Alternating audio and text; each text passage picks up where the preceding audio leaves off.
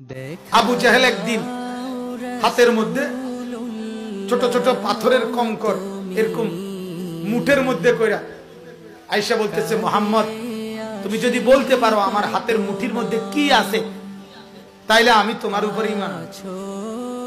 আল্লাহ নবী সাল্লাল্লাহু আলাইহি ওয়াসাল্লাম বললেন, চাচা আমি না বলে আপনার হাতের মুঠের মধ্যে যাই থাকুক ওইটা যদি বলে আমি আল্লাহর নবী তাইলে ঈমান আনবেন।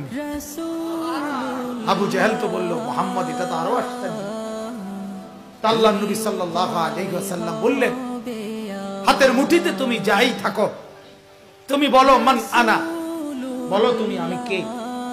পাথরের কঙ্কর থেকে আল্লাহর কুদরতে আওয়াজ বের হয়েছে, পাথরের কঙ্কর বলছে আশহাদু আন্নাকা মুহাম্মাদুর রাসূলুল্লাহ, আমি সাক্ষ্য দিচ্ছি আপনি মুহাম্মদ, আপনি আল্লাহর রাসূল। পাথরের কঙ্কর এটা মুজিজা, নবী সাল্লাল্লাহু আলাইহি ওয়াসাল্লামের মুজিজা।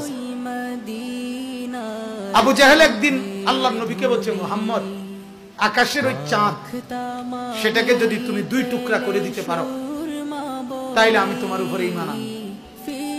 আল্লাহর নবী সাল্লাল্লাহু আলাইহি সাল্লাম হাতের ইশারা করলেন তো চাঁদ সাথে সাথে দুই ভাগ হয়ে গেল। सारी दुनिया चांद की तरफ देखती है और चांद मेरी मुस्तफा की तरफ देखती है।